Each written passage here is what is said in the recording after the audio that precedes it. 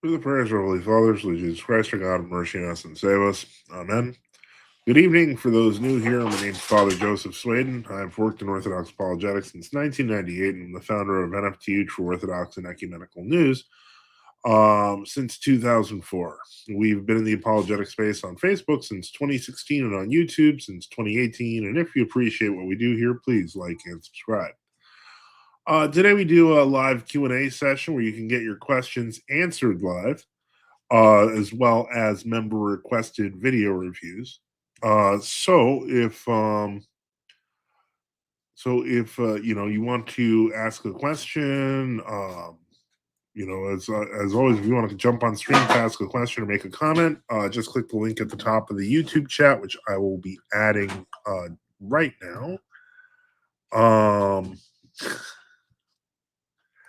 And then basically, if you want to ask a question, I am taking super chats from the YouTube chat, but if you want your question or comment without super chatting, you might miss it if I don't put it up. So let's put up that link here. So call in live. And let's see what we got. Okay, well, we got Layman John with a member chat. Remember, if you are a member, you get your chat on the screen. Just super chat. God bless you in the name of the Father and the Holy Spirit. Orthodox tradition says, "What if we don't appreciate?" Just kidding, just kidding. Yeah, it's all right. It's all right. I mean, if you don't appreciate, like and subscribe anyway, because that way, it'll go against your better judgment. But at the same time, it still helps us. So okay, so we got the live link there. I am going to view this on YouTube to stick it to the and so let me see here. So we've got that there, and I'm going to put that also on Twitter. Okay, we'll close that, and we will go to the X stream, and I will put that in the comments there as well. And so, bada bing, share, and let's see here. I will say my resolution, I feel like, looks better on X, but maybe I should have put them side by side. All right, so I'm going to post this, and then I'm going to pin it because this is all the prep work that goes into this. There's a lot of prep work. Today it's actually it's a Friday show. We're trying to do Sundays, Tuesdays, and Fridays. I'm going to be honest. I'm not sure how this is going to work this week. Been kind of it's been kind of how shall I put it? It's been a thin week. And so basically, I have been doing more finishing touches on the book, hoping that should be done, and just moving along with that. And so, I'm still trying to do the live Q&A, of course, so people have questions, they can get answers. A lot of I've noticed that a lot of people, it's become more automated and simple, like to deal with a lot of stuff. Like for example, I have to give props to the fellow who created the True Orthodox Map, the True Orthodox maps, because that saves me so much time. Somebody asked, how do I become True Orthodox? And I just said, go to any of my videos, look at the maps, find what's closest, do what the priest says. Like, it's not that hard. Orthodox Traditionalist asks, you haven't done the St. Philaret's letters review. I have not. And I feel like that's unfair to them because I have not finished the book. I've only gotten about halfway through. But I will. It's once I finish my book, I can get back to the reviews of the other books because I can get back to working on reading them, which is what I'm going to need to write them.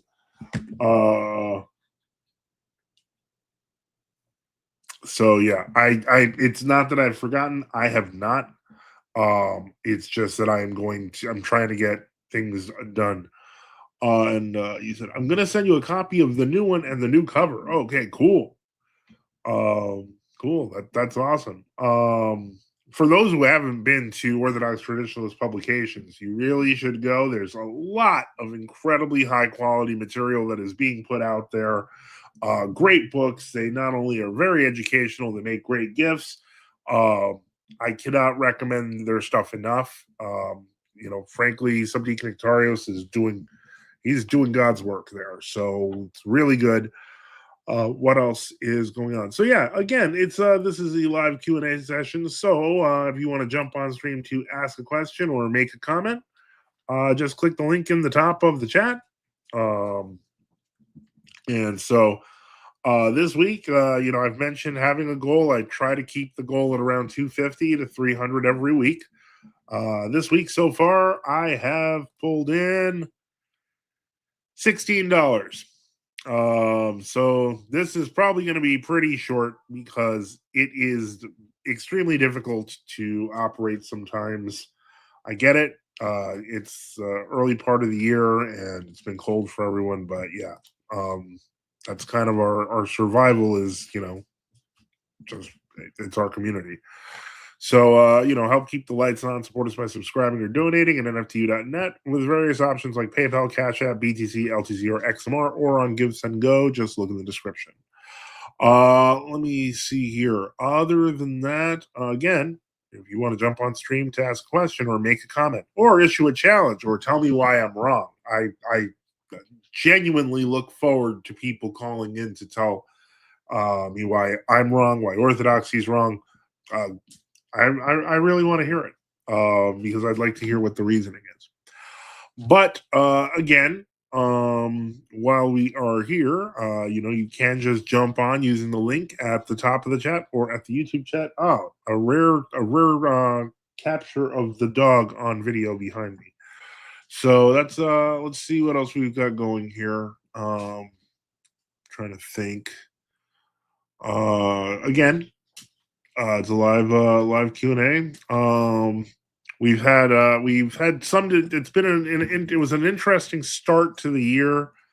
So we had some interesting discussions. I'm hoping to see if we can do some more of those. And one thing that I will be doing more often is searching YouTube to look for challenges and potential discussions and comments. So let's get to that, and we can do that today. Let's see what we can find and see if we can find any videos that let me see.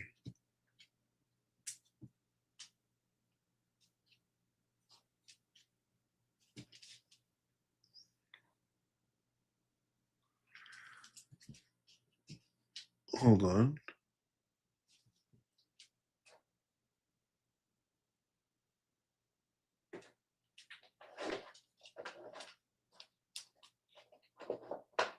Okay, so what I'm going to do is let's look up, as usual, Orthodox Christianity and see if we have any new and interesting videos to work with.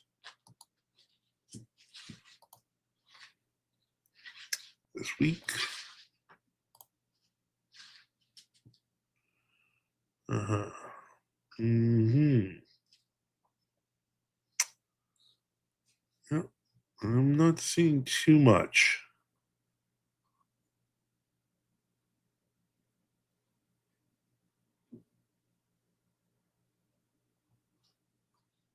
Let's see. 1 second.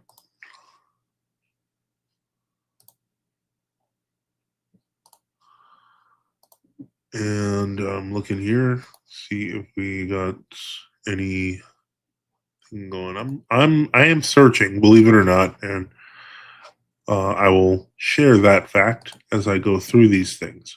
So let's actually share the screen.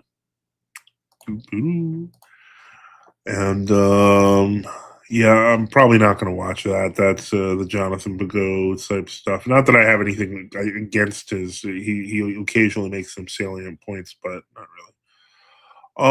Let's see. The Way with Brian Davila, and it is. Huh. Okay, so this guy studies Orthodox churches for 30 days straight. I don't know what that is meant to accomplish. I don't know if people want to. Yeah, should I? I don't know. This guy visited an Eastern Orthodox church. My thoughts 4 days ago. 10 minutes. This is answering common question. Okay, that's monophysite, guys. Let's see. All right, is this the same guy as earlier? I think it. Yeah, this guy is over here. I think it looks like the same guy. So I guess this is all stuff. Let's see here. Two orthodoxies. Uh huh. Okay. Um. Let's see here. If any of these look interesting, let me know. Hold on, and welcome, Father Boniface. Benedicite. Okay, Benedicite. Maximus 2010 says, Father, you were right that Apostolic Orthodoxy repeated some arguments against the Holy Fire, but around 121 in the video, I feel things get more complicated. All right. I mean, that's it. I feel like this is kind of bait, but you know what? It's fine. I am going to go to 121 to see what new thing is said, and then I will clip it and we'll turn it into a comprehensive response. And I really hope this isn't just an excuse to get me to watch this just boring thing. Okay, so let's do the whole. Hold on. What channel was that again? Was that Agon? Yeah, Apostolic Orthodoxy. Okay, and then we got to go here. Sometimes here. And then we got to go to over here. And then we got to go to 121. All right. I'm going to give it a chance here, Maximus. Why not? Remember, we are told in early accounts that the tomb had an opening window where the quote-unquote Holy Spirit was seen to descend. It is just as likely, if not more probable, that the sun could descend and force combustion on these unique substances. The surrounding Anastasis had numerous windows, and the tomb monument itself is described as an accessible structure with an eastern entrance. Some reconstructions, based on early pilgrims, even treat it as an open or pillared shrine, rather than a fully enclosed dark chamber. Remarkably, in 1009, the sepulchre was destroyed, so when the new edifice was constructed, a new question emerged. How exactly was the miracle to occur within the structure? Modern reconstructions still show a conspicuous opening to the tomb, but even more striking is this. Among the many Muslim attempts to explain away the miracle, one account stands apart because it points to a hidden architectural feature that would later be confirmed, a peculiar anomaly that survives even now. Ibn al-Jawzi in the 13th century wrote, "In the middle of the church is a dome with a tomb in it. When Saturday night comes before dawn, they enter this dome and wash its lamps. Then have in it niches and openings concealed in the marble, and in those niches are lamps that they had already lit before dawn. When the sun sets and the place grows dark, one of the priests slip away, opens a niche in a corner of the dome where no one can see him, lights a candle from one of those lamps, and cries out, 'The light has descended and Christ is pleased.' Notice, now we're hearing of a dome and the miracle occurring at night. Perhaps this is what would happen when the automatic combustion substances would fail. To this day, there is what looks like an opening to a marble crypt hidden behind a movable icon. There exists no record from the Eastern Orthodox explaining its purpose. That is, except one. A particularly revealing testimony comes from Bishop Porphyrius Uspensky, a founder of the Russian ecclesiastical mission in Jerusalem in 1847. In his memoirs, he recounts a conversation with the patriarchal chaplain Bishop Dionysius of Philadelphia, later the Metropolitan of Bethlehem. According to Porphyrius, Dionysius explained that the clergy once feared exposure during the rule of Ibrahim Pasha of Egypt, who governed Syria and Palestine in the early 19th century. Ibrahim had heard rumors about the miracle and decided to investigate it personally. Porphyrius records the account.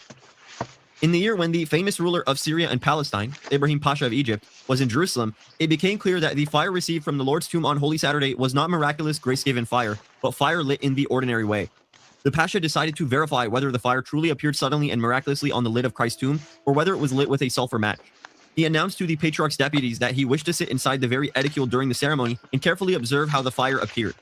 He added that if it proved true, he would give them 5,000 purses, 2 million piastres, but if it would prove false, they must hand over all the money collected from the deceived pilgrims, and he would publish the shameful fraud in the newspapers of Europe.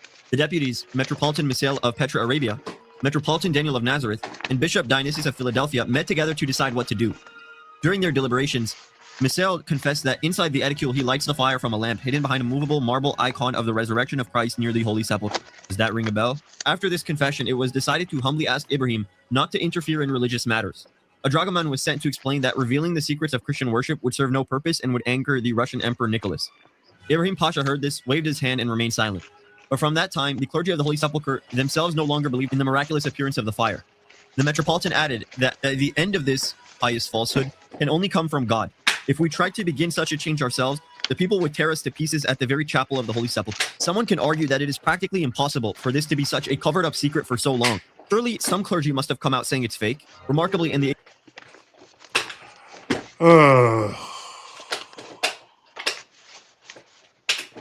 Okay, I'm gonna try this again because it seems like y'all really want to say the same thing over and over.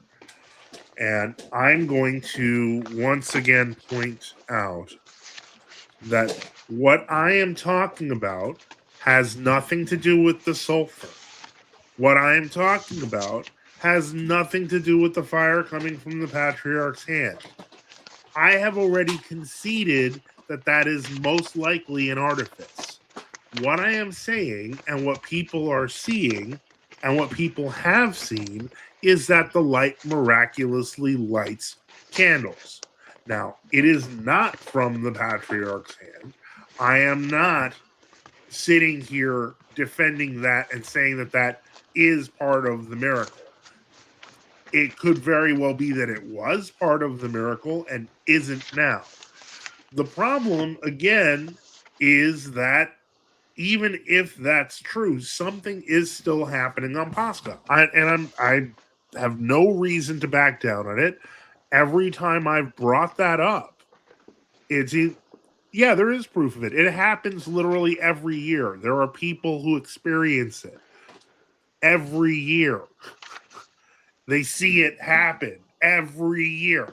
Like I feel like I'm in the Twilight Zone explaining this because it seems like people are so desperate to not believe it's real that it's annoying. I know people who have been in Jerusalem and have experienced that and have seen what I'm talking about. And I feel like the desire to continually say, but it's fake, gets annoying. Like, eventually, either you choose to believe it or not. If you don't believe it, cool. But from what I have seen, experienced, and from what I've heard from other people, I don't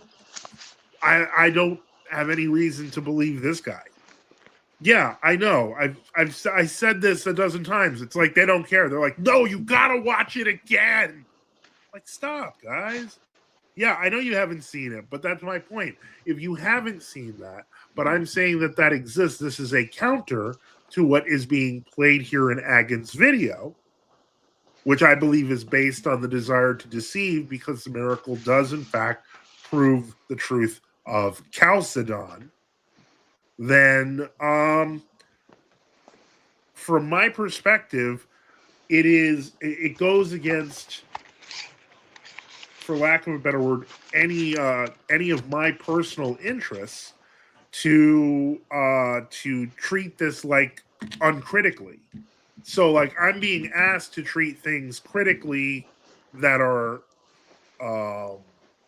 in favor of the truth that I'm aware of, but I'm asked to treat things uncritically, which are not. Do you see why I might be a little annoyed with this process here? Like, we're not really this is like at this point becoming like meta apologetics, where it's not even about arguing about the truth of the faith. It's arguing about the truth of the words of the person talking, at which point it becomes nonsense. Yeah.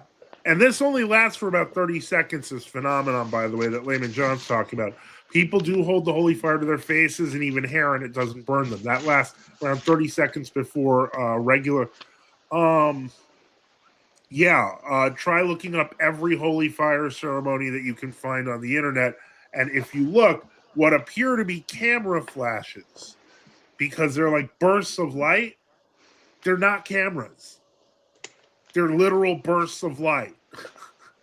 It's like the river, changing direction on Theophany, the Jordan River. Like people are like, but, because the miraculous is so far removed from people's minds that when people see anything that seems miraculous, they assume it's a bad thing.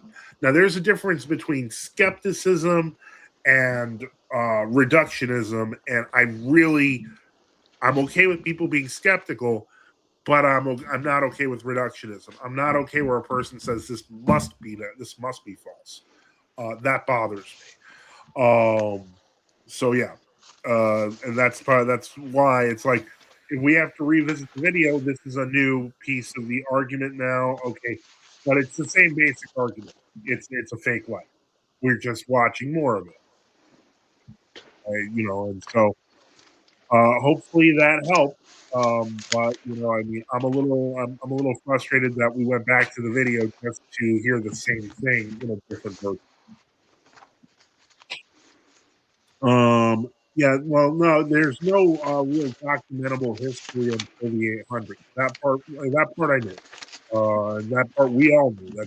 That's every standard history knows that. But that doesn't, mean much. In the grand scheme of things, when we start talking about many of the customs and traditions that we do have, like that's the same argument that I've heard for against iconography. And so, just that the fact that somebody says, "Oh, well, no one did this," well, you don't really know. It's just you're talking about the documentable, verifiable chain of when something definitively happened. Um, so yeah, I don't automatically I don't automatically discount it because the first written evidence we have is in the 800s. That's the argument people tried to make against iconography too. But what I will say is that from my perspective, and this is the way I see it, and I will go right back around to it. The simple reality is Diophysite Christology does appear in fathers before the Council of Chalcedon throughout the West, throughout the church. Therefore, the monophysite position is incorrect. Rejecting Chalcedon is incorrect. And so I don't live in that world of reductionism. I know why Agon would want to poke holes at the Holy Fire because it always goes to the Greek patriarch. Yeah, no, it's just one of many things. But you said, I'm going to be honest, Father, I don't think it proves or disproves Chalcedon. No, I think it does because they fought over the fire in those centuries. Did Agon in his documentary mention that to you? That there were documented cases where the Armenians and sometimes other groups tried to take the holy fire and they couldn't get it. That even when the Greeks were physically thrown out of the Church of the Sepulchre once, that the holy fire came down to the people outside. Any of those mentioned in this video? Just curious. Just curious. I'm gonna guess no. I'm gonna guess in this documentary that wasn't mentioned because y'all aren't reading history. You are watching videos. Get a history of the Holy Fire. There's a few different ones out there. They're all pretty good. But yeah, this is we're getting to the point where it's like, again, we're not even dealing with apologetics. We're just dealing with the question of reality. Let's see. It does, I think. Oh yeah, he said the story of the Armenians only going in probably was fabricated. How that's convenient. How convenient. Basically, of course, if you take his pointed argument, which is you don't see it since the 800, then technically all of it's fabricated. Orthodox Traditionalist says, did you see the video of the JP Bishop snitching on the Patriarch? That was from the original video from the Greek researcher guy who was debunking the fire. So yeah, I have seen that. But it wouldn't surprise me. That's why I've said I personally believe what is happening is that the miracle is still occurring, but that it's not related to the fire that's coming out with the patriarch. Because you can see the miracle occurring when you go there. So, Excuse me. bless you. But yeah. So that's my take on that. But in any case, yeah. I from my perspective, it's it's all reductionist, and if there's one thing I've mentioned, this is part of the reason why. Again, I don't like this methodology that the non-Chalcedonians are using because it's everything's allowed to be doubted. Now, in that particular case, I would find it I'd find it very unlikely that there is a single non-Chalcedonian who lives in the Holy Land who would say something like that.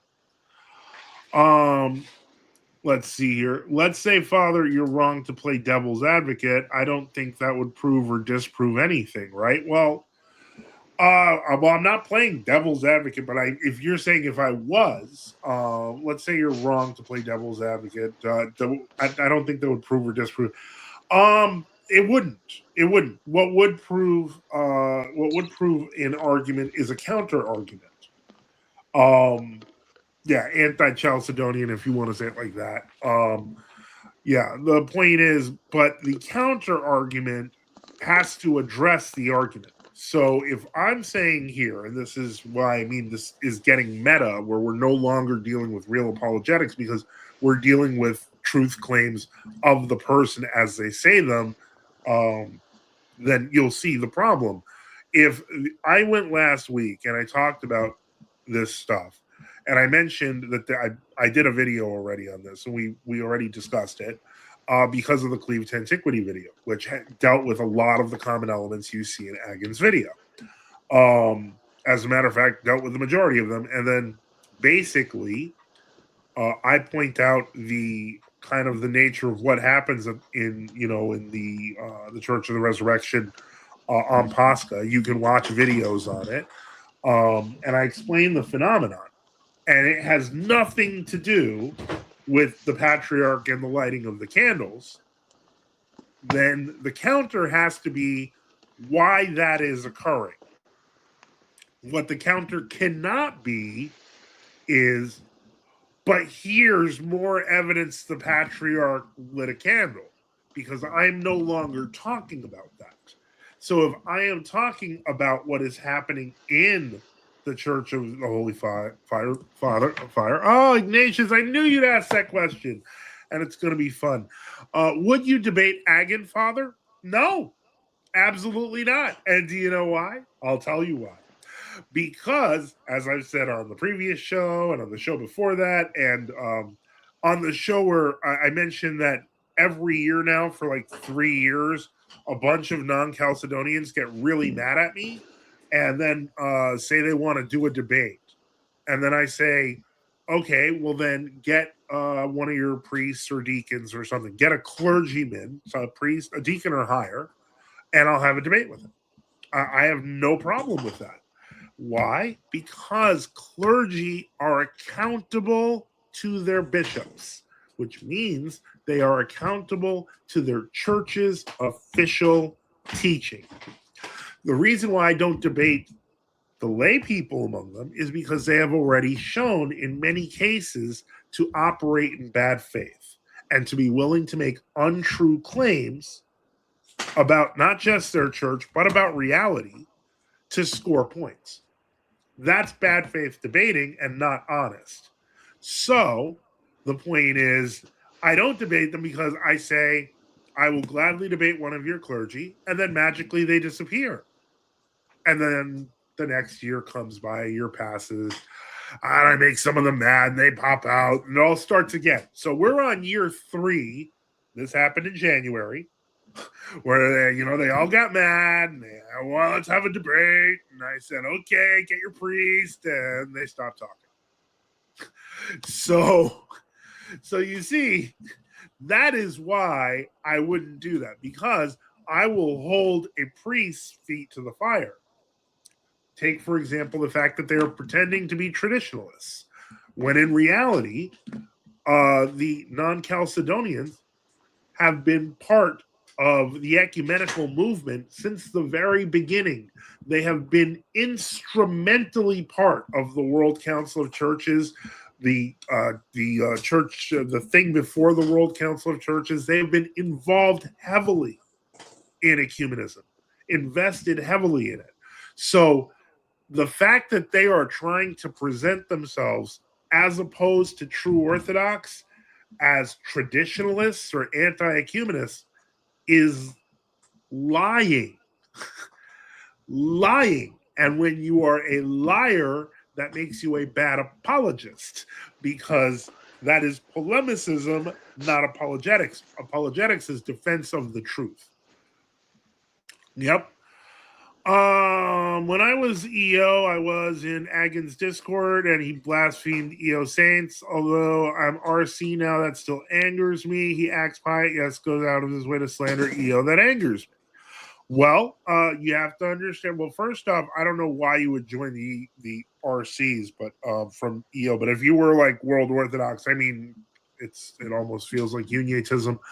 But the point is, yeah, I can get why that would be upsetting. But that's I'd love to ask you that question. Why did you? Maximus says, why did you leave Orthodoxy? I'd like to know too. Maybe if you want to come on, anyone can come on just by joining, clicking the link on the top of the chat. If you want to jump on the stream to ask a question or make a comment, just click the link. Yep. And Layman John with a member chat says they will join with Muslims at the drop of a hat to persecute the Orthodox. And I hate to say this, and I'm not trying to overgeneralize or sound like, I don't want to sound like I'm making ethnic claims, because I'm not. But the leaders of their religious organizations have done that since the very beginning. Like the Monophysites turned on the Byzantine Empire in like the 6th and 7th century and basically started siding with the Muslims. Let me see here. Orthodox traditionally says Layman versus Reader John. No, these are two different people. Layman John is a different John. Reader John is, they're different people. Ignatius says, I really truly feel God calling me to the Catholic priesthood. I'm more open to GOC, but there isn't one close to me, and if I move near to one, I will think about it. Wait. Why would you want to be in the Catholic priesthood if that explain that one? You're gonna have to explain that. Jeff Dutcher says, how do you feel about Matthewites using kitsch style icons? I don't know what a kitsch style icon is, or icons of God the Father and Son portrayed because some people are used to them in Romania. If you're talking about like icons of the Trinity where you see like the Father, Son, and the Holy Spirit, those icons are everywhere. Like I don't understand the question. Like, you mean like when they're more Western style looking and they kind of look like less like they look more yeah, I've seen those. Those are common in Greece. They're actually common everywhere. Yeah.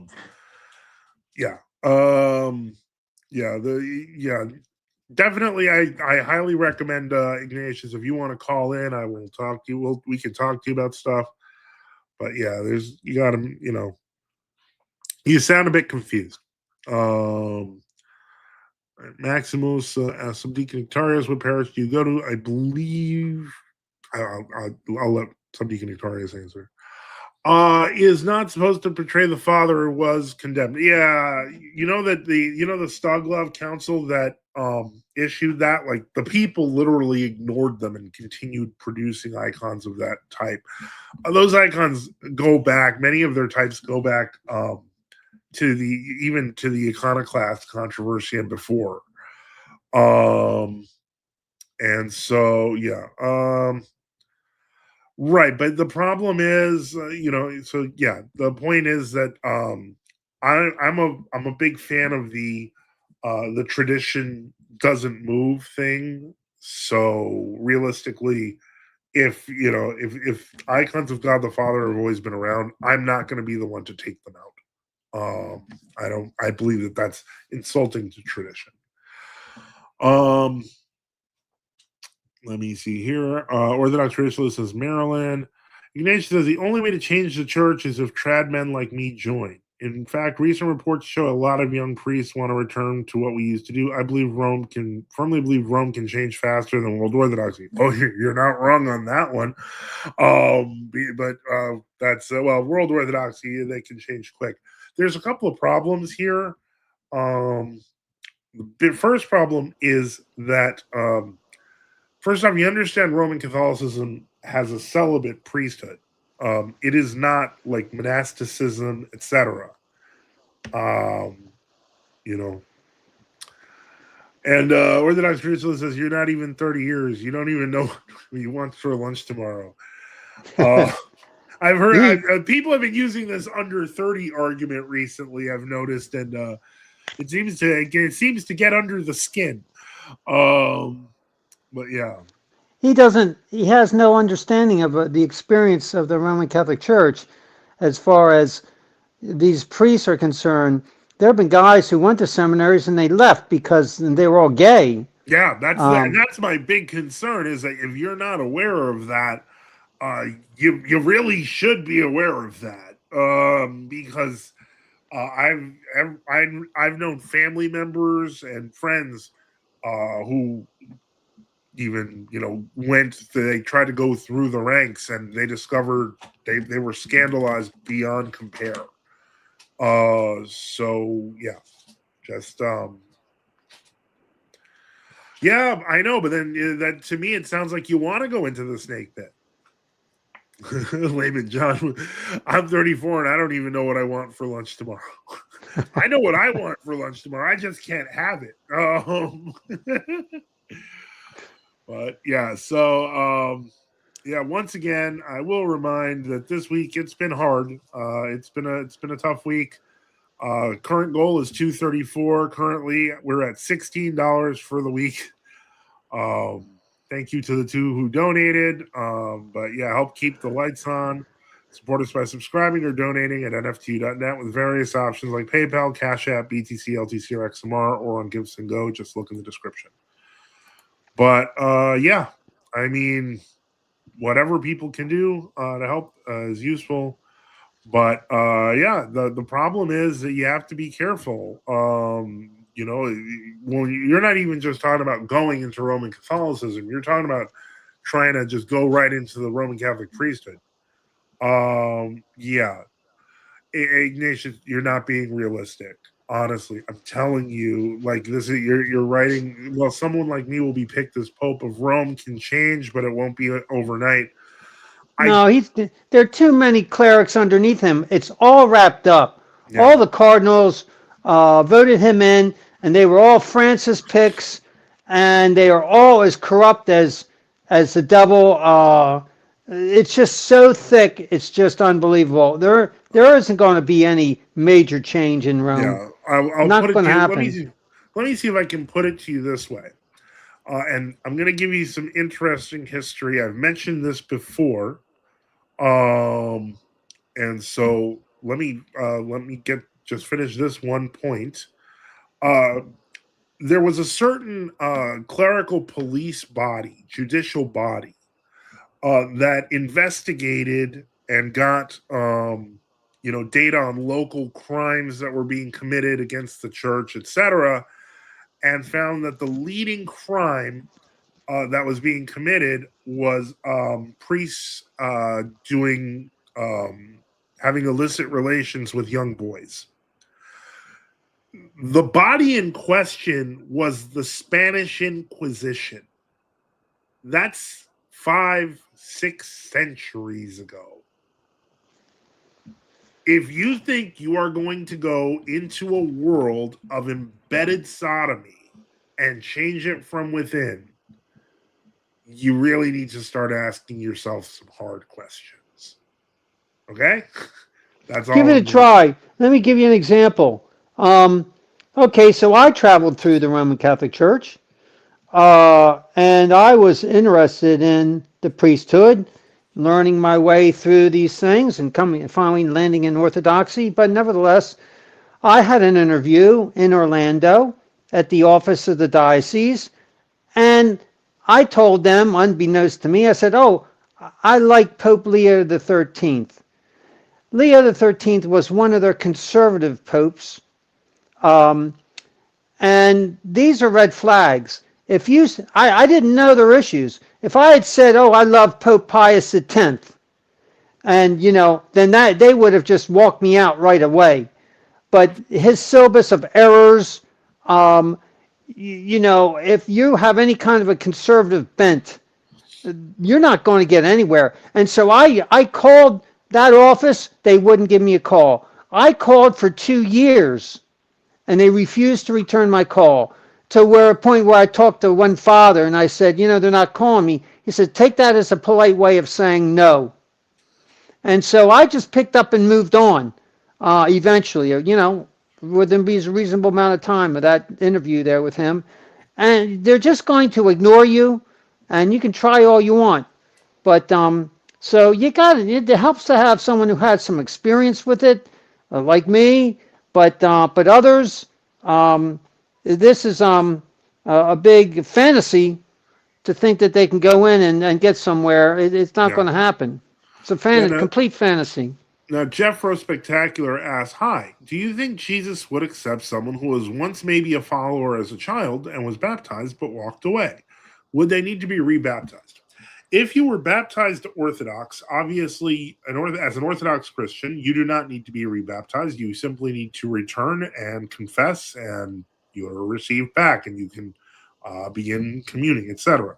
Now, if you are coming from a non-Orthodox tradition, something that was outside the church, then you would probably need a proper baptism, because our Lord does say, baptize people in the name of the Father and of the Son and of the Holy Spirit. And many modern baptisms, quote unquote, they can be anything from a bath to getting a little water poured over your head while you're standing over a font. So there is a proper and orthodox way to do a baptism. So that's something you should ask. Let me see here. Ignatius replies, don't you think those old men will just die out? Yeah. And then Maximus says, yeah, new bad ones will take their place. That's correct. Um, Rome will change when Congress votes for term limits on themselves. Very true, unfortunately. Ignatius asks, "Were you a Catholic priest?" I don't believe he was a Catholic priest. I think he was just explaining they couldn't, didn't want to let him in. I was an old Catholic priest. Okay. That's right. Okay, you're not Roman Catholic, part of the old Catholic Church. Layman John says OTP. So in other words, never. Correct. Yeah. Bingo. Ignatius of Pius says, Father Boniface, what drew you to the Catholic priest? Well, he was an old Catholic priest, so I assume, well, if you want to answer that, because I think he just really wants to have the validation in his head that he's right about the Roman Catholic priesthood, which he's not.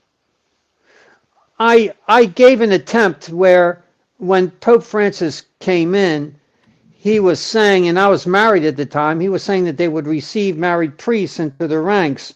And so, and there was the Ordinariate of St. Peter, Yeah. which was right outside of Orlando. And by the way, they've been overtaken. They cannot bring in any more married priests. They are now moving into celibacy totally. So their color has changed completely.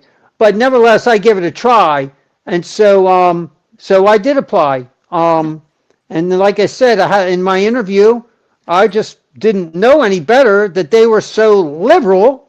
I didn't know that yet. Well, I was starting to find out. And their clergy is corrupt as all get out. And so, you learned, I learned hands on. And so, yeah, I wanted to serve the Lord. I thought that Rome was the only way to go. I didn't know about Orthodoxy really at that time. And I thought this was the last stop for me. Otherwise, I'm going nowhere. And I learned otherwise. Thank the Lord. So, yep. Yeah, so let's see here. Layman John with a member chat. Well, I mean, Rome does change all the time. Unfortunately, it's just further and further into heresy. Yeah. And then Orthodox Christians says it's kind of weird how the papists wouldn't want married non-gay priests. I think they got their own Vatican files. Yeah, I think that is something that unfortunately they're afraid to touch. But I think it's kind of self-explanatory when you think about it, and it goes all the way back to Hildebrand, and we can talk about like even then his circle of friends were for the most part immoral degenerates. And the simple reality is the immoral degenerates is how the club keeps itself operational. So yeah, it's I hate to say it, but it's all the same in terms of recruitment. It's like the the degenerates always recruit by presenting their lifestyle as the best way possible. And whether we realize it or not, yeah, they're doing it on TV and they're doing it with programming in the entertainment industry.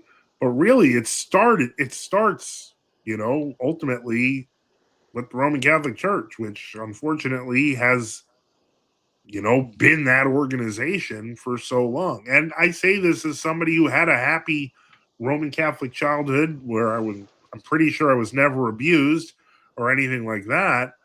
Um, and not the horror stories that I hear. Like to me today, it sounds like becoming a Roman Catholic requires you to automatically get PTSD. Um, but that certainly wasn't my experience. But the fact that I didn't have that experience doesn't make it less wrong. It just means that things are just endemically bad in the Roman Catholic Church because of by its nature. It is unfortunately um, a flawed and confused organization that has abandoned tradition You and can't abandoned. you can't legislate celibacy. It doesn't work. And I think it was Benedict, and one of the popes said that when you are ordained a priest, that gift of continence and celibacy is bestowed upon you. Well, that's a bunch of baloney, Yeah. and it doesn't work. And so, that's why the Orthodox priest has married priests, because this is the normal process of life. Some people, if they can be continent, they can go into monastic life. That's a gift, Mhm. and it's still a struggle, nevertheless. But it's still like it's a gift, and it just isn't given by an ordination and plop. Like they're all exterior, they're all outward. Suddenly now you're going to have no problems in that area, and it's like that's a bunch of baloney. And these guys are, I tell you what, some of these Roman Catholic priests that I know, they are uptight and stressed out, and it's kind of obvious their struggles, um, and so there's just not that peace about them, or they're secretly gay, and sometimes I kind of could sniff them out. One guy I kind of sniffed out, but I love those men. I really did. I appreciated them, and they have a good place in my heart. But I grieve that they're on the wrong path. They're in heresy, but yeah, it's rampant. And it can be very subtle. I knew a troop of men from one country. They kind of traveled in twos or threes, and I had one person tell me it's those priests that are traveling in groups like that. It's because they're gay. Um, I did so not know that. that's what this one person told me. Well, he was a former Franciscan, and he was in a liberal now or a compromised Orthodox Right. group, and but he told me those guys are in those little cliques because they travel around, and I knew of one. I knew of one down Okay. there in Polk County. So Well, anyway, what I will say, like, okay, so Layman John with a member chat says Rome is the ultimate example of the results of fighting from within. Welch says Bishop Vasily came to our parish today, got his blessing. Uh, okay, well that's good. I I don't know who that is, but hopefully it's a good bishop, and I hope you had a good time. Ignatius of Pi says, my problem with world orthodoxy was that they don't know what they believe. Okay, that's not our problem. I could never get straight answers on doctrine and canons, etc. Not our problem. Does TO have similar problems or no? No. Never got that far in TO to know. Ask your questions. And so hopefully we can help. But yeah, we don't have that. We don't have like there's most of our problems exist in microcosm of what you see in world orthodoxy. For example, you'll see people talking about things like this is the heresy of Yugoslavia. But it exists in world orthodoxy as well, and it has large partisans. So it's just a question of how much you want to go into it. But there is always an orthodox answer that's very clear. That you don't need to, there's always a dogmatic answer. In other words, Speaking of the Roman Catholic Church, I still get LifeSite News. They have some good articles here and there. They just had an article today on Pete Hegseth and Pete's pastor, Doug Wilson. Oh, Did boy. you see it? I sent it to you. I emailed it to you. I might have missed it. Let me check my email. I just sent it to you within the past hour. Oh, okay. Oh, this is new. Okay. Preacher invited to Pentagon by Hegseth says U.S. should ban idolatrous, Marian, and Eucharistic processions. Oh boy. Oh, I don't think that's gonna go well. Yeah, I don't think that's gonna go well. That's not just attacking Catholics. I mean, that's attacking anyone who uses images. Wow.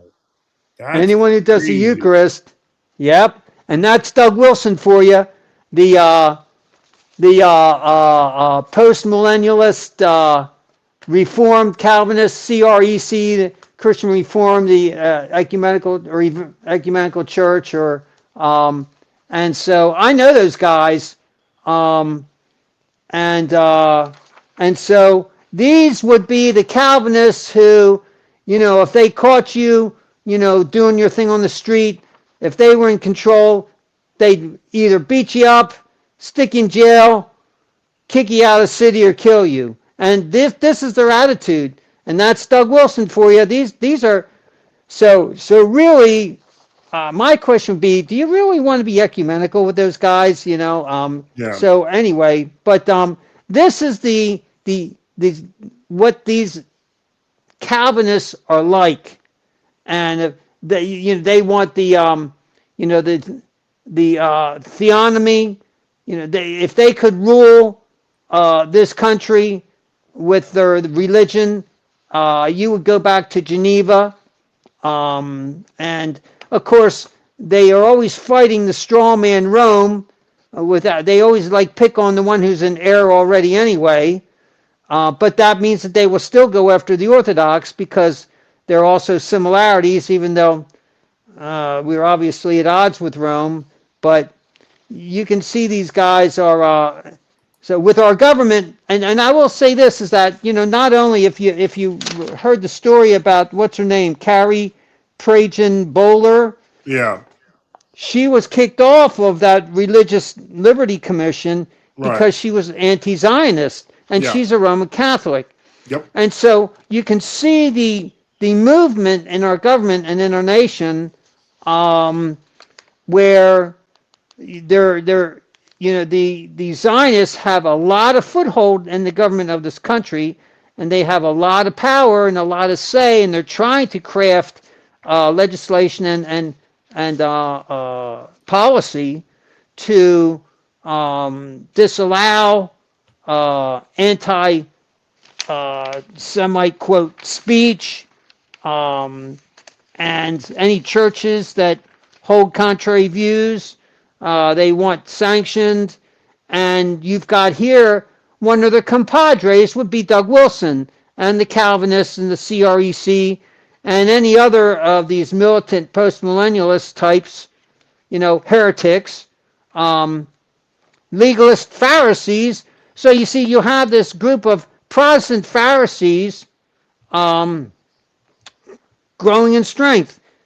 And they're all going to start to probably, you want to see an ecumenical movement, you'll see these Pharisees getting together now, finding a certain amount of common ground, especially when they focus on the fundamentalist Orthodox, when they look at those fundamentalists, quote, legalists, and so that will be a unifying factor for them to attack the true church. So I see some of these movements going, and so buyer beware, as they say.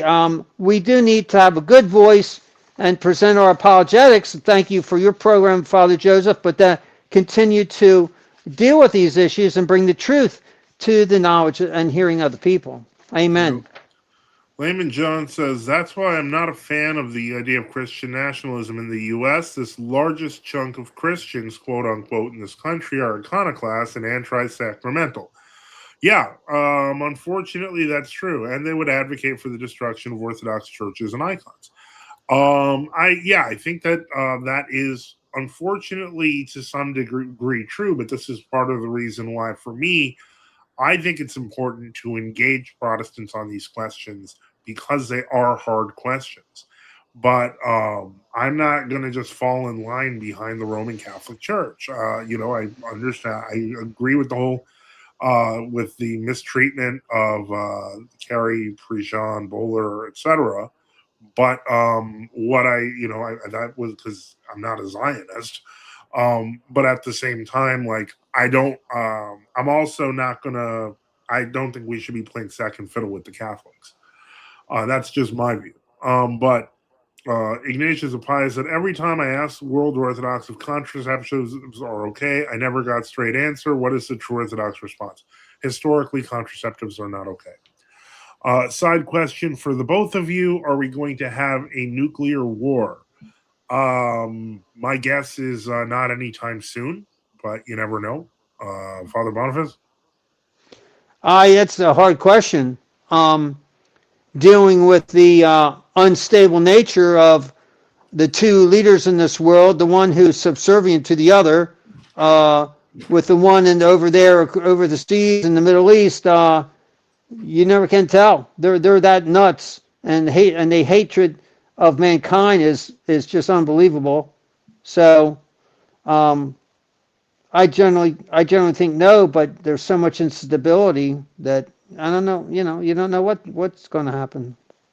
Jeff Dutcher says nukes have never been used. It's possible they do not exist. Well, I think they were used in Hiroshima and Nagasaki, so I'm pretty sure they've been used.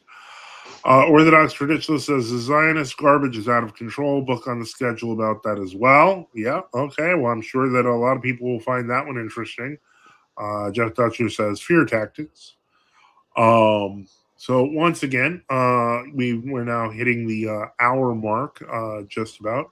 Is Jeff Rose Spectacular says, is there a false peace coming, or is there no way to know what comes next with Revelation in mind? Again, no one knows the day or the hour. And so, yeah, I don't. I personally avoid making predictions. I think that we have plenty of room to get into global conflicts without getting apocalyptic. We have, we're frankly, the state of violence that we are in now is already fairly unprecedented in American history. Let me see here. Ignatius of Pius says, my father saw nukes when he was in the army, so yes, they are real. Okay. I don't disagree with that. Let's take a look here. Once again, just a quick note. If you want to jump on the stream to ask a question or make a comment, just click the link in the top of the chat. And as we go into the hour mark, allow me to remind everyone to help keep the lights on.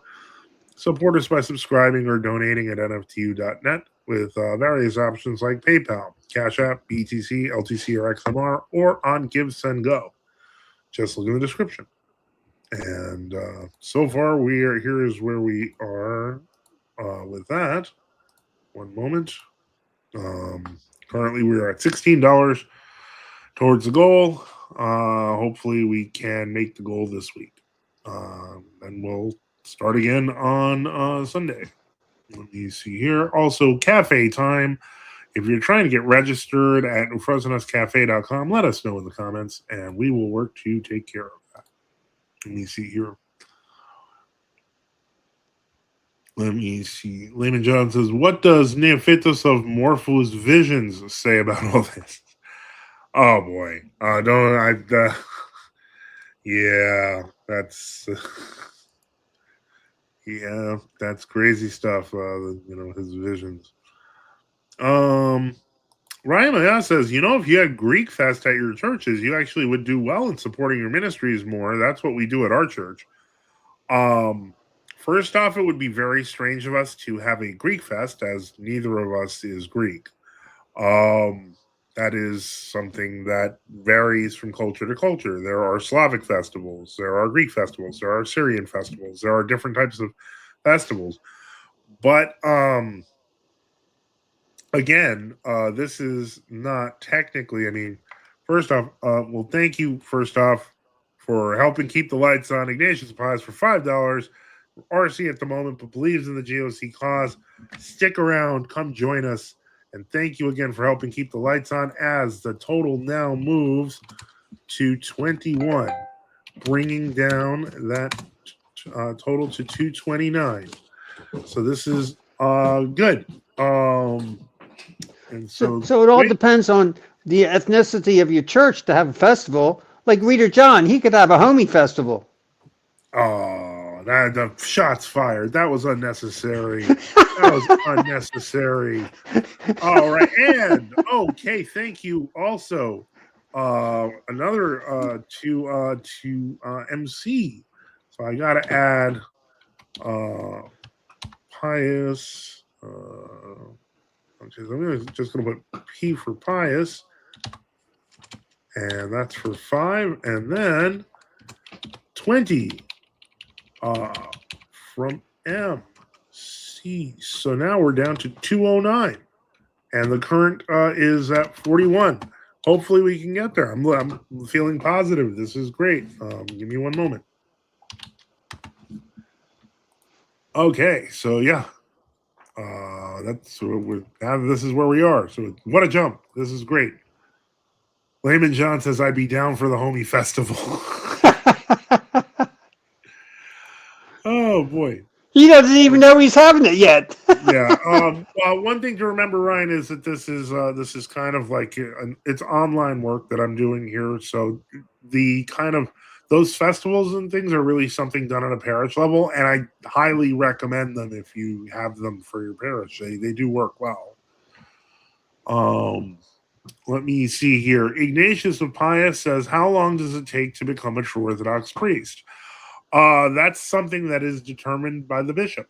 Something that the bishop will look at, your status, etc., what you've been doing, the work you've done, how much do you know academically, so on and so forth. Bishops assess things differently, and so some, are bigger on seminary education. Some are not. So it really just depends. I know that Father Boniface had you've had a lot of, background. You were an old Catholic priest. You had a lot of practical work education. So when you came and became Orthodox and were received, it was not that long. Now, I did not. I was a deacon for in our synod for something like 15 years. And so I didn't have any background experience or education. I just learned on my own, and then it all just depends on who you are, what you know, what you've accomplished, and that helps a lot. Let me see here.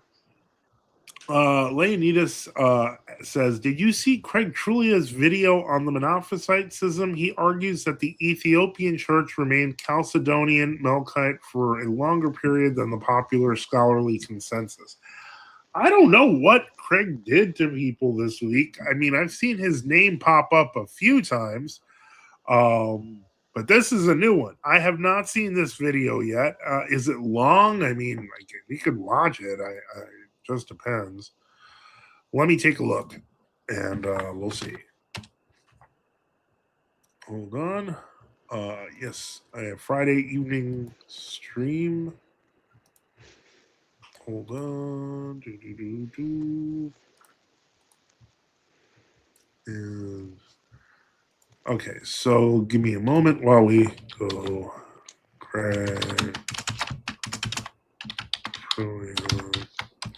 Is it so? This is a recent. The non-Chalcedonian schism, a history. That looks long. That's almost 3 hours long. Oh boy, this is well. There's one thing I will give him credit for. He's thorough. I have not seen this yet, but I mean, one thing that would not surprise me is if he's to some degree correct, because there were pockets in all of these regions where monophysitism picked up steam, where there were people who were loyal to the empire, etc., and did not go along with the program of the hierarchies. It's like you do see that, so that to some degree he may not be completely wrong there. But I would say that hierarchically, once they decided to throw their lot in with the Monophysites, you do see that rather often. But that's a provocative thumbnail. It's like it basically implies that the Copts and the Ethiopians, well, no, the Ethiopians maybe have holy orders, the others don't. The Armenians do. That's I could that when was this? This was a week ago. He's probably made a whole bunch of friends by now. So I haven't seen that one yet. Maybe I'll review it. But remember, reviewing a video means that you're taking longer than the original video, which means a review of that one would be probably close to 4 to 5 hours long. Which I don't see that happening realistically. Let me see here, and Ignatius Replies says, when the Zionist state gets taken out, and it will by the Muslim word here soon, would you say that that would be a good thing or a bad thing? As I understand historically, the Jewish state has never lasted longer than 80 years. And we're getting very close to that 80-year mark. So yeah, I don't. I think there are already. I've even seen video of Jews in Israel proper, literally saying that they want Hamas to run the country. And that I realize that that's not all of them. That's like more the liberal boomer type Jews that are there. But like the fact that there are people in what would be called quote unquote the Jewish state who are willing to have Hamas run it tells you that, frankly, it is probably not the most stable of states right now. And so that would be what I would say to it. They might not be too happy with Bibi. Yeah, they're right now. Bibi he's like a war criminal. They can't stand him. But my big concern would be the properties that have historically belonged to the church, whether they belong to the Jerusalem Patriarchate or not, or different sets of Russians. But the point is, what happens to those properties? As long as those people that are in those villages and those properties that are the churches are left alone and in Christian hands, I mean, it doesn't seem like it'll be that different. Doesn't the Antichrist be a Jew and will deceive the Jew? Yeah, though that is the historically, the Antichrist is his prophecy to be a king of the Jews. So that's nothing new there. Granted, I will say that the state of Israel makes it easier for the elevation of Antichrist, but to me, the real the real moment of concern for me would be if the Al-Aqsa mosque was destroyed and they started trying to rebuild the third temple. Like that to me would be like a sign for concern, not run for the hills concern, but concern. And the reason I say not run for the hills concern is because they still have to complete the building of the temple, and so that's where things can get weird. So, is it possible for the Antichrist to rise here soon due to the Turks? Right? I don't think the Antichrist would rise in the U.S. Yeah. The debt to compromise says, I think it's showing us what will come, but much worse. But that could be decades, centuries, or millennia away. That's absolutely true. As Saint Isidore has put it, for those worried about the end of days, remember that you have a day of your own death, and that will be the end of days for you. So that's something we need to keep focused. People are becoming very, very end times focused and nervous, but the real end times for us will always be our own judgment. And if we want to talk about the apocalypse like happening, I mean, would I be happy about it? No. Obviously, it's a scary time, but we have the comfort of knowing that if that is happening, that means that Christ is returning and a victory of our Lord will be assured. So why look at it as potentially negative? I mean, I certainly don't see a good reason to. Yeah, I think that we need to prepare our hearts, and as we are, you made a good point there. The more we prepare our hearts, actually, the more joyful we will be prepared to meet the Lord, because we want to hear His "Well done, thou good and faithful servant."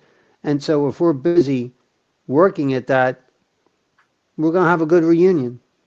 Yeah, and that's I mean, I hate to say it, but it all comes down to it's very similar to the prepper mindset. If you think bad things are going to happen and you prepare, when you stockpile food, guns, etc., you prepare armaments, defenses, things like that. Then if things don't fall apart, then you have abundance. You have plenty to eat.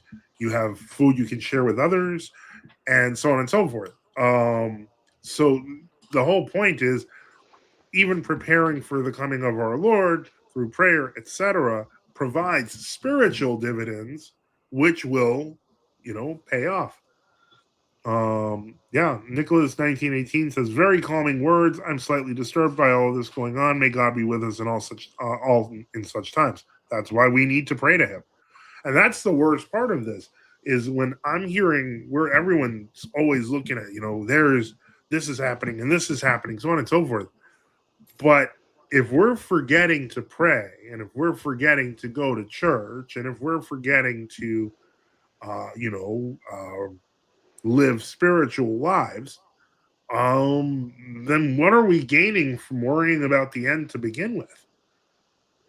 And a good point. And you got to realize that all of these broadcasters and all these commentators, I think, are full of lies.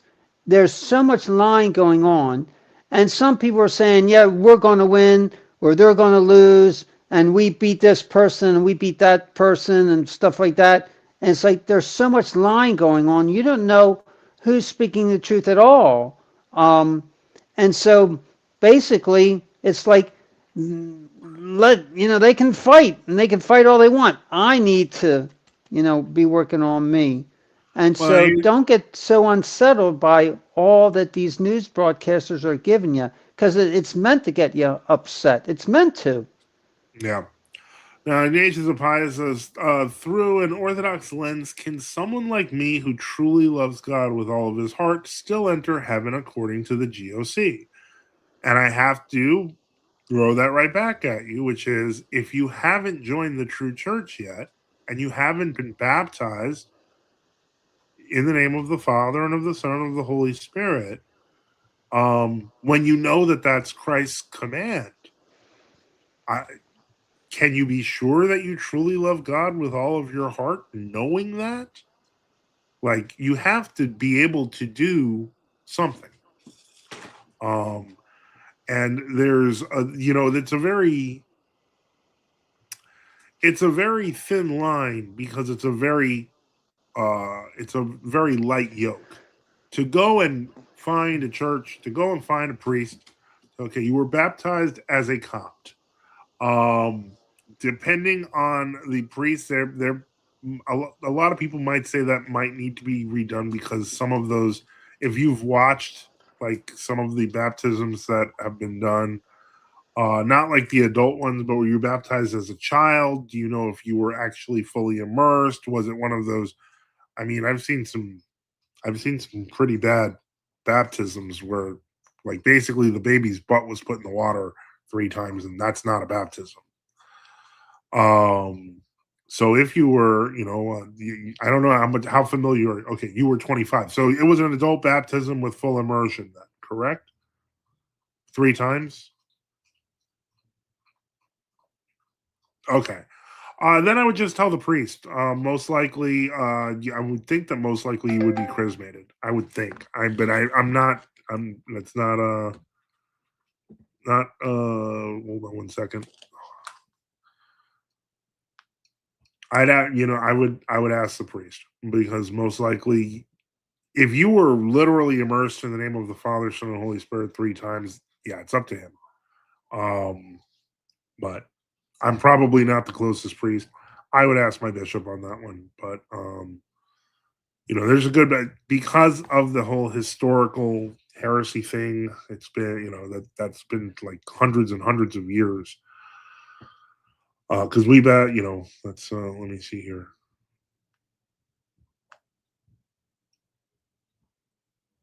Yep. So I would use the map that we have in the. I would use the map in the description, and I would contact your closest local priest. And I hope that that helps. And this is basically the advice I can give people now because people do help out with things like creating the map, so on and so forth. So definitely, this is a good. It's an opportunity. Find the closest priest, and you will find peace.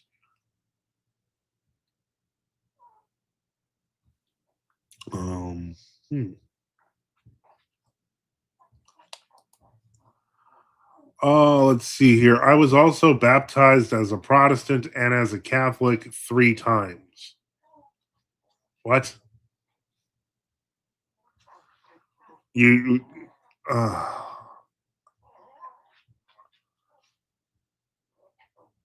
if you really got baptized 3 times, I mean and you're saying you were immersed 3 times by all 3 groups. Am I understanding correctly?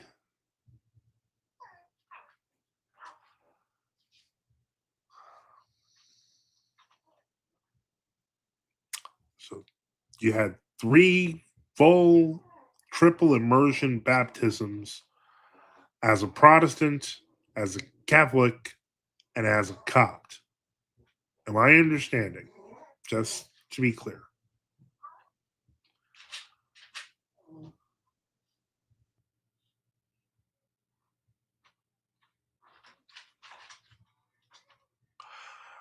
Um, yeah, I'd probably recommend you be chrismated to the bishop just because it's starting to feel like you're looking for as many baptisms as you can rack up. So I think that's the wrong way to look at things.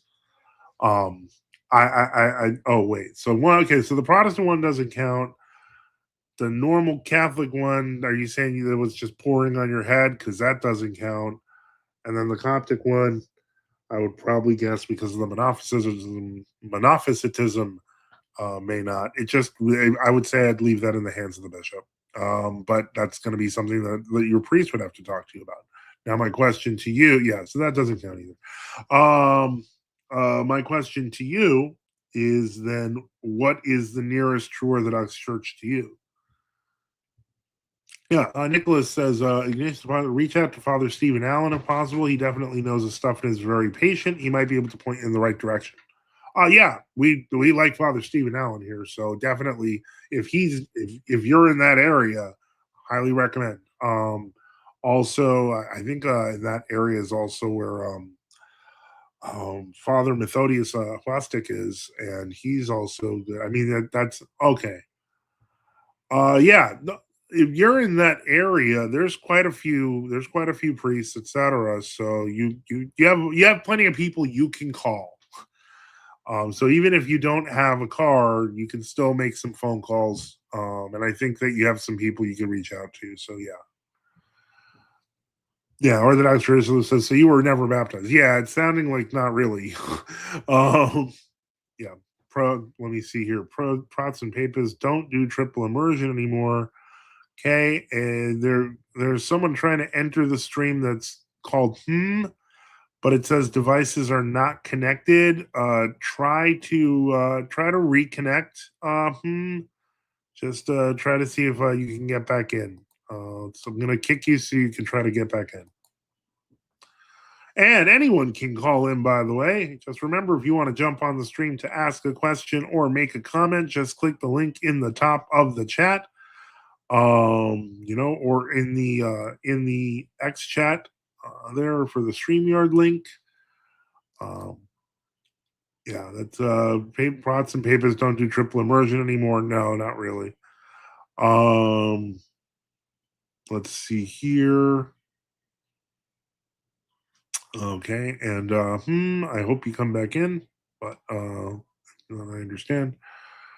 But anyone can call in, and don't forget to help keep the lights on. Support us by subscribing or donating at NFTU.net with various options like PayPal, Cash App, BTC, LTC, or XMR, or on Give Send Go. Just look in the description. Currently, our goal is now $209, and the current is $41. So we're a bit off for this week's set of goals, and we'll start the encounter again on Sunday.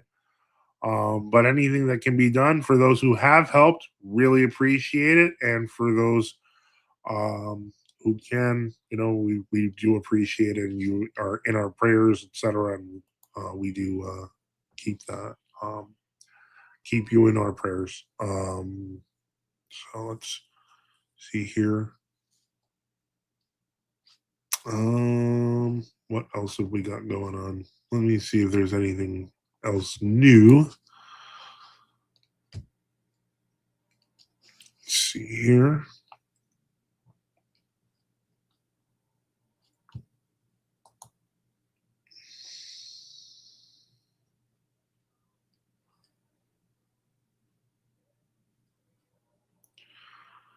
Okay. Let's see.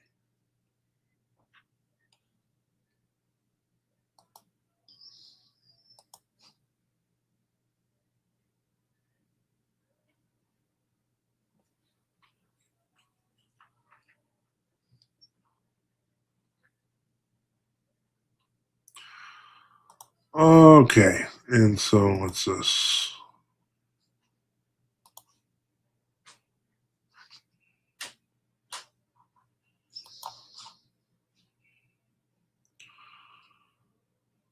All right, stuff going on there. Just trying to get as much as I can out here. Cops were traditionally received by chrismation or confession. I thought. That's the tradition, from what I understand, was chrismation and confession. However, one of the reasons why many true Orthodox are actually um, now getting nervous about that, because that was a historic kind of take.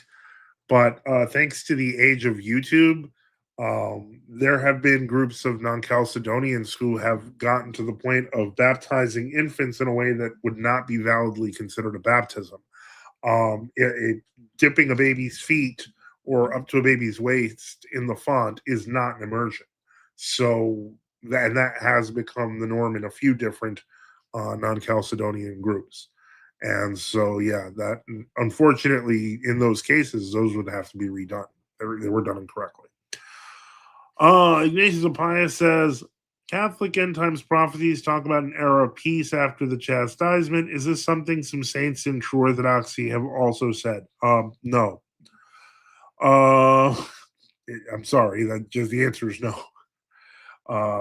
Catholic end times prophecies are bizarre and go in all sorts of different directions. So unfortunately, we cannot verify the kind of the Roman Catholic prophecies on that, unfortunately. So it does not. I'm not saying that to be dismissive. I'm simply saying that if you look at uh, Orthodox eschatology, it's very solid and it does not sound like what you're describing. Let me see here. Okay. All right. And so let me see here.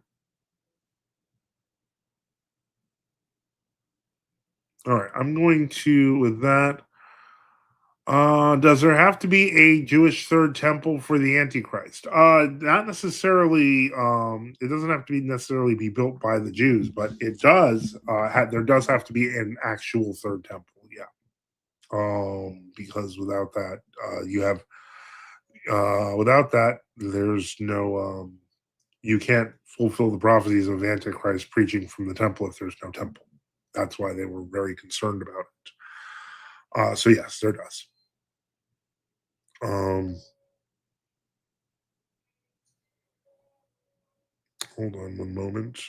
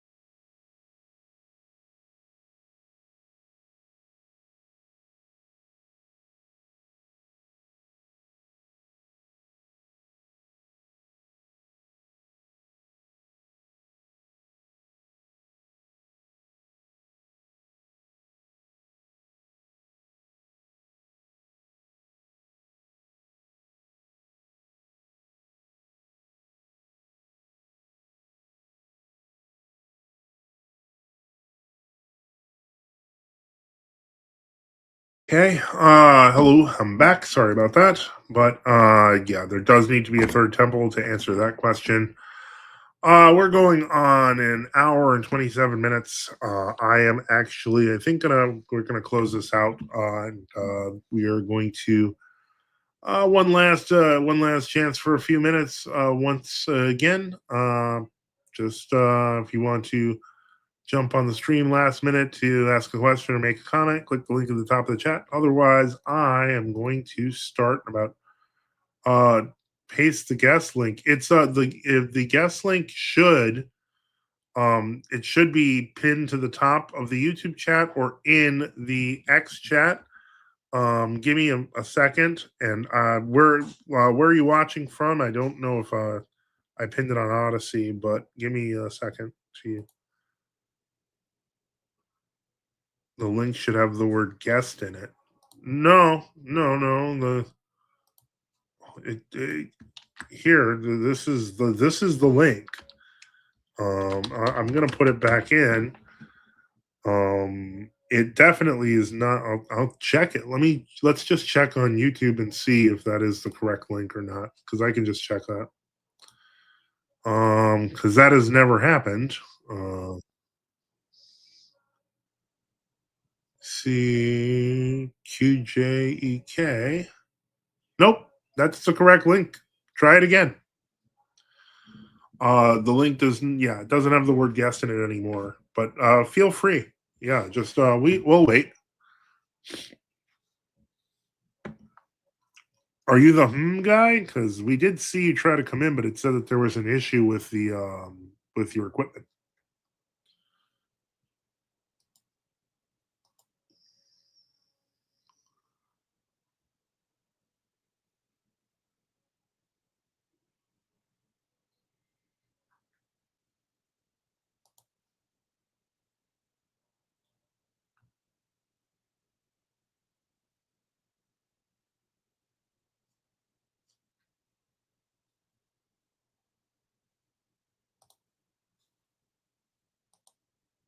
Okay.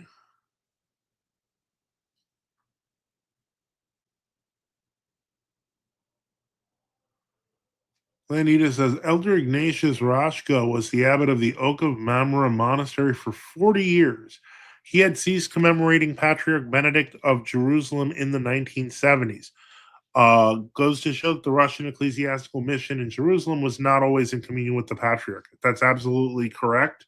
And if I'm not mistaken, Patriarch Benedict of Jerusalem was the one that did get more heavily involved in ecumenism. And if I remember correctly, it was under his tenure that the Holy Fire actually didn't come down one year. So that's something to keep in mind as well. Let's see here.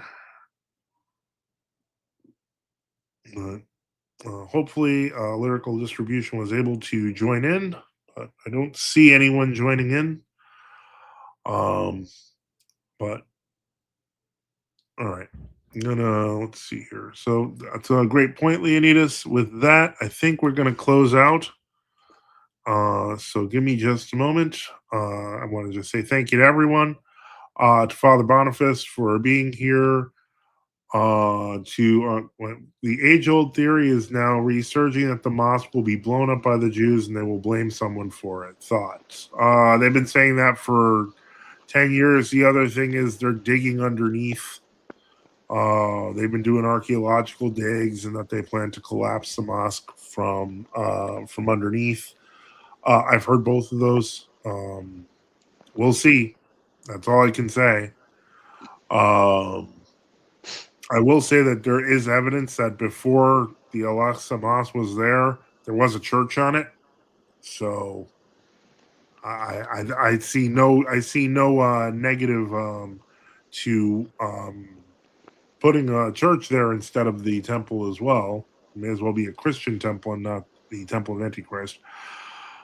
So once again, I want to thank everyone for being here. Thank Father Boniface. Thank our listeners, to those who had questions and had comments, and to those who support our mission. Support the channel. We at NFTU need your help. Support us by subscribing or donating at nftu.net or on Give Send Go. We remember all of you in our prayers, and thank you for all the support for NFTU. And as always, don't forget to like and subscribe through the prayers of really hour-long Taco Bell ads on our videos. Through the prayers of Holy Fathers of Jesus Christ, our God, have mercy on us and save us. Amen. And if you do have too many ads, I mean, I personally am a big fan of the Brave browser. I don't have an ad problem on mine. That's all I'm going to say. Brave.com. That's all I'm saying. Okay. Have a good night, everyone. All right.